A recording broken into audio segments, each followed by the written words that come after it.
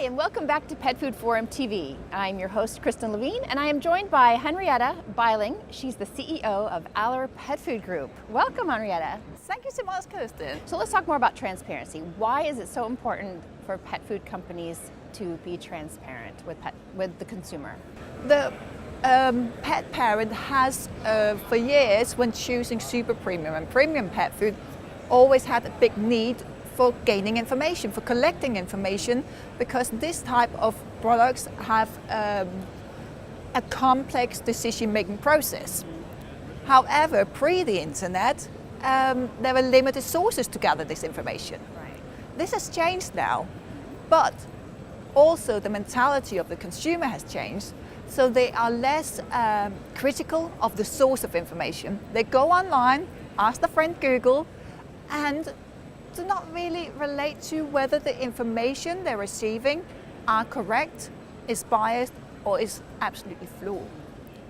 So I believe we as a trade need to be able to balance out the information on the internet, Right. so they can gain an insight in what's actually going on and thereby be able to make an informed choice. Right, because they're going to multiple locations to get that information, right? Including the Exactly. brand website.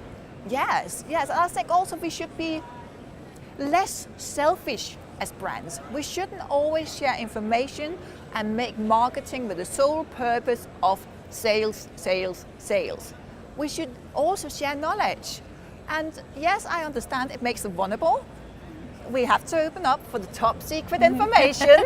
It is a bit scary, I understand. But still, it's important, because if we do not open up for it, and they find out in other ways, they are losing trust in us. Yes. And I say us, not in us as a company, but potentially in the whole trade. So besides sharing that information, educational information, can you give one or two other specific marketing tips for pet companies? I think the biggest one is say what you do and do what you say. I like that.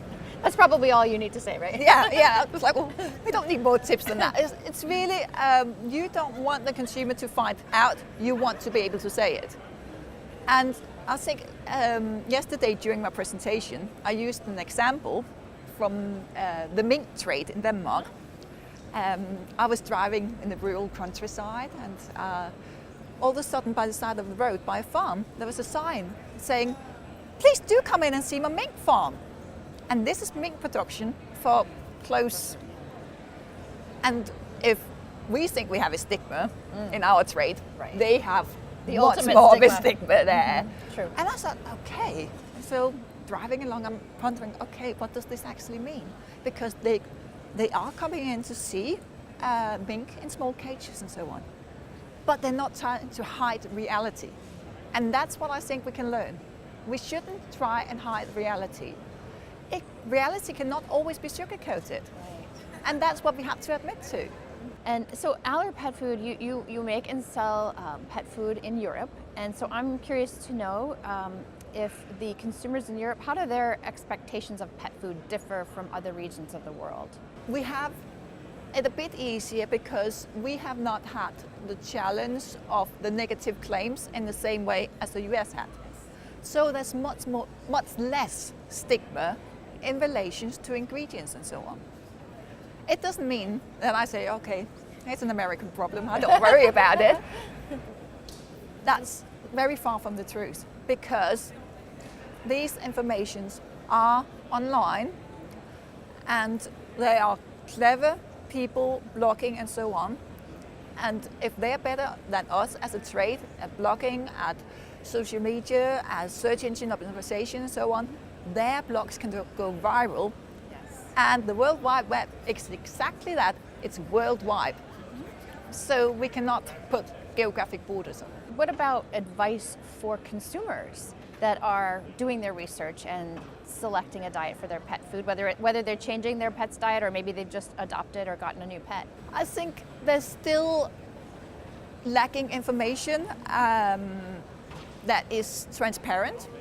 We have started to do it, but it's still early days. Yes. Hopefully, I'm on a mission. I want more people from the pet trade to join this mission. But the best thing the consumer can do is to be critical to the information. And I think we then, as the trade, should welcome the pet parents asking us, is it real? And give an open and honest question, not a marketing speech. Soundbite, right? Yes. Well, I think that's a great place to leave it, Henriete. Thank you so much for the information and for your presentation this year, and we'll see you back next year. It's been an absolute pleasure, and I would be more than happy to be back. Excellent, excellent. All right, and we'll be back with more right here on Pet Food Forum TV.